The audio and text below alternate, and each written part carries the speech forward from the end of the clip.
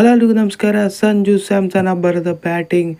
ಭಾರತ ಸೆಮಿಫೈನಲನ್ನು ಪ್ರವೇಶ ಮಾಡಿದ್ದಾರೆ. ಇದರೊಂದಿಗೆ ಬಲಿಷ್ಠ ವೆಸ್ಟ್ ಇಂಡೀಸ್ ವಿರುದ್ಧ ಭರ್ಜರಿಯಾಗಿ ಜಯವನ್ನು ಸಾಧಿಸಿದ್ದಾರೆ. 196 ರನ್ ಚೇಸ್ ಮಾಡೋ ಮುಖಾಂತರ ಸೆಮೀಸ್ಗೆ ಎಂಟ್ರಿ ಕೊಟ್ಟಿದ್ದಾರೆ. ಸಂಜು ಸ್ಯಾಮ್ಸನ್ನಿಂದ ಅದ್ಭುತವಾದ ಇನ್ನಿಂಗ್ಸ್ ಬಂತು ಇವತ್ತಿನ ಮ್ಯಾಚ್ನಲ್ಲಿ. ಅದ್ಭುತವಾದ ಮ್ಯಾಚ್ ಆಗಿತ್ತು. ಸೆಮಿಫೈನಲ್ ಅಂತ ಇವಾಗ ಪ್ರವೇಶ ಆಗಿದೆ ಭಾರತ. ಇವತ್ತಿನ ಪಂದ್ಯದಲ್ಲಿ ಏನೇನಾಗಿತ್ತು ಅಂತ ಸಣ್ಣದಾಗಿ ನೋಡೋಣ ಈ ವಿಡಿಯೋದಲ್ಲಿ. ಅದಕ್ಕೂ ಮೊದಲು ಚಾನಲ್ಗೆ ಸಬ್ಸ್ಕ್ರೈಬ್ ದಯವಿಟ್ಟು ಸಬ್ಸ್ಕ್ರೈಬ್ ಮಾಡಿ. ಬನ್ನಿ ವಿಡಿಯೋನ ಪಟ ಅಂತ ಸ್ಟಾರ್ಟ್ ಮಾಡೋಣ. ಇನ್ನು ಉಳಿದಿರೋ 2 ಪಂದ್ಯ ಡೂ ಆಡೇ ಆಗುತ್ತೆ ಭಾರತ ತಂಡಕ್ಕೆ. 2 ಪಂದ್ಯ ಕೂಡ ಗೆಲ್ಲಬೇಕಾಗುತ್ತೆ. ಹಾಗೆಯೇ ಸ್ವಲ್ಪ ರನ್ ರೇಟ್ ಬಗ್ಗೆನೂ ಗಮನ ಕೊಟ್ಕೊಂಡು ವಿನ್ ಆಗಬೇಕಾಗುತ್ತೆ. ರನ್ ರೇಟ್ ಮ್ಯಾಟ್ರ್ ಆಗದೇ ಕೂಡ ಹೋಗ್ಬೋದು, ಯಾಕಂದರೆ ಇನ್ನೂ ಕೂಡ ಚಾನ್ಸಸ್ಗಳು ಇದೆ. ವೆಸ್ಟ್ ಇಂಡೀಸ್ 2 ಮ್ಯಾಚ್ ಸೋತರೆ ಅದೊಂದು ಬಿಗ್ ಪ್ಲಸ್ ಪಾಯಿಂಟ್ ಆಗುತ್ತೆ ಭಾರತ ತಂಡಕ್ಕೆ ಅಂತ ಹೇಳ್ಬೋದು. ಜಿಂಬಾಬ್ವೆ ವೆಸ್ಟ್ ಇಂಡೀಸ್ ವಿರುದ್ಧ ಭಾರತ 1 ಮ್ಯಾಚ್ ಇದೆ. ಅವ್ರನ್ನ ಸೋಲಿಸಿದ್ರೆ 1 ಮ್ಯಾಚ್ ಅವರು ಕೂಡ ಸೋಲ್ತಾರೆ. ಇನ್ನು ಇವತ್ತು ಜಿಂಬಾಬ್ವೆ ಮತ್ತು ವೆಸ್ಟ್ ಇಂಡೀಸ್ ಪಂದ್ಯ ಇದೆ. ಈ 2 ತಂಡದಲ್ಲಿ ಒಂದು ತಂಡ ಇವತ್ತು ಸೋಲ್ತಾರೆ. ಹಾಗಾಗಿ ಭಾರತ ಈ 2 ತಂಡವನ್ನು ಸೋಲಿಸ್ತಾರೆ ಅಂತ ಅಂದ್ಕೊಂಡ್ರೆ ಇವತ್ತು ಒಂದು ತಂಡ ಸೋಲ್ತಾರೆ. ಆ ತಂಡ ಭಾರತಕ್ಕೆ ಕಾಂಪಿಟೇಷನ್ ಕೊಡೋದಿಲ್ಲ ಆವಾಗ.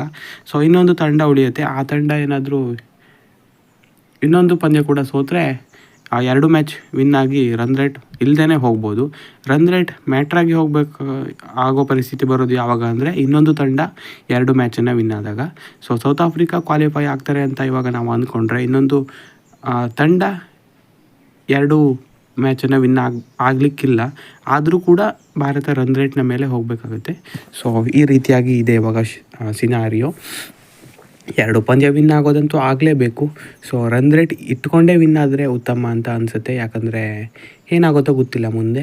ಹಾಗಾಗಿ ಇವತ್ತಿನ ಪಂದ್ಯದಲ್ಲಿ ಒಂದು ಟೀಮ್ ಸೋಲ್ತಾರೆ. ಆ ಟೀಮನ್ನು ಭಾರತ ಕೂಡ ನೆಕ್ಸ್ಟು ಸೋಲಿಸ್ತಾರೆ ಅಂತ ಅಸಂಪ್ಷನ್ ಮಾಡಿಕೊಂಡ್ರೆ ಇನ್ನೊಂದು ತಂಡ 2 ಮ್ಯಾಚ್ ವಿನ್ ಆಗೋ ಚಾನ್ಸಸ್ಗಳು ಇರುತ್ತೆ. ಪ್ರೊಬಬ್ಲಿ ವೆಸ್ಟ್ ಇಂಡೀಸ್ ಅಂತ ತಿಳ್ಕೊಂಡ್ರೆ ಅವರನ್ನು ಸೌತ್ ಆಫ್ರಿಕಾ ಸೋಲಿಸಿದ್ರೆ ಇನ್ನೂ ಕೂಡ ಬೆಟರ್ ಆಗ್ತಾ ಹೋಗುತ್ತೆ.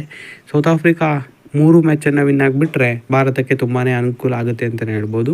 ಭಾರತ 2 ಮ್ಯಾಚನ್ನು ಆವಾಗ ವಿನ್ ಆಗಬೇಕಾಗುತ್ತೆ. ಈ ರೀತಿಯಾಗಿ ಇದೆ. ನಿನ್ನೆ ವಿನ್ ಆದರೆ ಈ ಥರ ಕ್ಯಾಲ್ಕುಲೇಷನ್ ಮಾಡೋ ಅಗತ್ಯ ಇರಲಿಲ್ಲ. ಇವಾಗ ಆ ಪರಿಸ್ಥಿತಿ ಬಂದಿದೆ. ಇನ್ ಕೇಸ್ ಏನಾದರೂ ವೆಸ್ಟ್ ಇಂಡೀಸ್ 2 ಪಂದ್ಯ ವಿನ್ ಆಗಿಬಿಟ್ರೆ ಭಾರತಕ್ಕೆ ರನ್ ರೇಟ್ ಮೇಲೆ ಹೋಗಬೇಕಾಗುತ್ತೆ. ಈ ಥರ ಸಿಚುವೇಶನ್ ಇವಾಗ ಎದುರಾಗಿದೆ. ವೆಸ್ಟ್ ಇಂಡೀಸ್ 3ಕ್ಕೆ 3 ವಿನ್ ಆಗಿಬಿಟ್ರೆ ಭಾರತ ಎಲಿಮಿನೇಟ್ ಆದಾಗೇ. ಹಾಗಾಗಿ 2 ಮ್ಯಾಚ್ ಕೂಡ ಡೂ ಆಡೈ ಪಂದ್ಯ ಇವಾಗ ಭಾರತಕ್ಕೆ ಬರೋದು. ಈ ಥರ ಸಿಚುವೇಶನ್ ಇವಾಗ ಎದುರಾಗಿದೆ.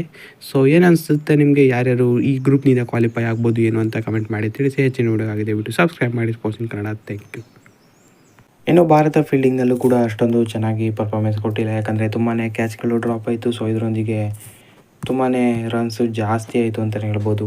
195 ಎಲ್ಲ ಟಾರ್ಗೆಟು ರೀಚ್ ಆಗ್ತಾನೇ ಇರಲಿಲ್ಲ. ಇನ್ಫ್ಯಾಕ್ಟ್ ವೆಸ್ಟ್ ಇಂಡೀಸು ಕ್ಯಾಚಸನ್ನು ಹಿಡ್ಕೊಂಡಿದ್ರೆ. ಪವೆಲ್ ಮತ್ತು ಹೋಲ್ಡರ್ ಇಬ್ಬರು ಕೂಡಿ 195 ರನ್ಸನ್ನು ಕಲೆ ಹಾಕ್ತಾರೆ. ಪವೆಲ್ 34 ರನ್ ನಾಟ್ಔಟ್ ಆಗಿದ್ದರೆ ಹೋಲ್ಡರ್ ಅವರು 37 ರನ್ ನಾಟ್ಔಟ್ ಆಗಿದ್ದರು. ಬಾಲಿಂಗ್ನಲ್ಲಿ ಬೂಮ್ರಾ ಟಾಪ್ ಪರ್ಫಾರ್ಮರ್ ಆಗಿದ್ದರು. 4 ಓವರ್ 36 ರನ್ ನೀಡಿ 2 ವಿಕೆಟನ್ನು ಪಡೆದಿದ್ದರು.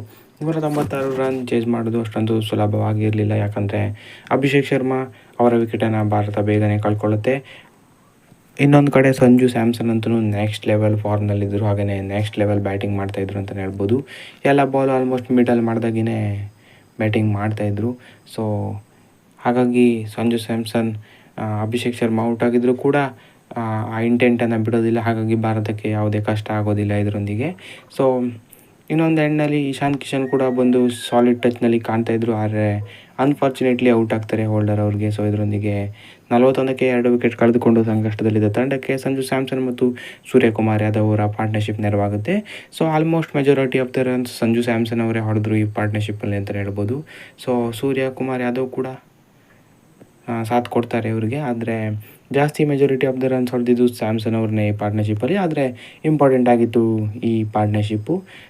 58 ರನ್ಗಳ ಪಾರ್ಟ್ನರ್ಶಿಪ್ ಆಗಿತ್ತು. ಇದು ಕೂಡ ಮುಂದುವರಿತಾ ಇತ್ತು ಸೂರ್ಯಕುಮಾರ್ ಯಾದವ್ ಮತ್ತು ಸಂಜು ಸ್ಯಾಮ್ಸನ್ ಅವರ ನಡುವೆ. ಅನ್ಫಾರ್ಚುನೇಟ್ಲಿ ಸೂರ್ಯಕುಮಾರ್ ಯಾದವ್ ಔಟ್ ಆಗ್ತಾರೆ. ಶಾಮರ್ ಜೋಸೆಫ್ ಅದಾದ ಬಳಿಕ ಸ್ವಲ್ಪ ಕಷ್ಟ ಆಗುತ್ತೆ ಅಂತ ಅಂದ್ಕೊಂಡಿದ್ವಿ. ಆದರೆ ತಿಲಕ್ ವರ್ಮಾ ನೆಕ್ಸ್ಟ್ ಲೆವೆಲ್ ಆಗಿಯೇ ಆಡಿದ್ರು ಅಂತಲೇ ಹೇಳ್ಬೋದು ಸಂಜು ಸ್ಯಾಮ್ಸನ್ ಅವರ ಜೊತೆಗೂಡಿ. ಸ್ಯಾಮ್ಸನ್ ಶತಕ ದಾಟ್ತಾರೆ. ಹಾಗೆಯೇ ತಿಲಕ್ ವರ್ಮಾ ಕೂಡ ಅಗ್ರೆಸಿವ್ ಆಗಿ ಆಡೋದಕ್ಕೆ ಸ್ಟಾರ್ಟ್ ಮಾಡ್ತಾರೆ. ಲಾಸ್ಟ್ ಮ್ಯಾಚ್ ಥರನೇ ಬೆಂಕಿ ಬ್ಯಾಟಿಂಗನ್ನು ಸ್ಟಾರ್ಟ್ ಮಾಡ್ತಾರೆ ತಿಲಕ್ ವರ್ಮಾ ಕೂಡ. 15 ಬಾಲ್ನಲ್ಲಿ 27 ರನ್ ಹೊಡೆದು ಸಾಕತ್ತಾಗಿ ಆಡ್ತಾರೆ ಅವರು ಕೂಡ. ಅದಾದ ಬಳಿಕ ಹೋಲ್ಡರ್ ಅವ್ರಿಗೆ ಔಟ್ ಆಗ್ತಾರೆ. ಸೊ ಇದರೊಂದಿಗೆ ಕೊನೆಗೆ ಪಾಂಡ್ಯ ಮತ್ತು ಸ್ಯಾಮ್ಸನ್ ಅವರ ಮೇಲೆ ಜವಾಬ್ದಾರಿ ಬೀಳುತ್ತೆ. ಹಾಗೆಯೇ ಇಂಡಿಯಾ ಸಕ್ಸಸ್ಫುಲ್ಲಾಗಿ ಈ ಮ್ಯಾಚನ್ನು ಚೇಸ್ ಕೂಡ ಮಾಡ್ತಾರೆ. ಸ್ಯಾಮ್ಸನ್ ಅದ್ಭುತ ಪರ್ಫಾರ್ಮೆನ್ಸ್ ಕೂಡ ಕೊಟ್ಟಿದ್ದಾರೆ. ಸೊ ಇದರೊಂದಿಗೆ ಸೆಮಿಫೈನಲ್ ಕೂಡ ಪ್ರವೇಶ ಮಾಡ್ತಾರೆ ಭಾರತ. ಸೊ ಬೆಂಕಿ ಪರ್ಫಾರ್ಮೆನ್ಸ್, ಬೆಂಕಿ ವಿಕ್ಟರಿ ಬೇಕಾಗಿತ್ತು. ನೋಡೋಣ ಸೆಮಿಫೈನಲ್ ಏನಾಗುತ್ತೆ ಅಂತ. ಇದಾಗಿತ್ತು ವಿಡಿಯೋ. ಹೆಚ್ಚಿನ ವಿಡಿಯೋ ಆಗಿದೆ. ದಯವಿಟ್ಟು ಸಬ್ಸ್ಕ್ರೈಬ್ ಮಾಡಿ ಪೋಸ್ಟ್ ಕನ್ನಡ. Thank you.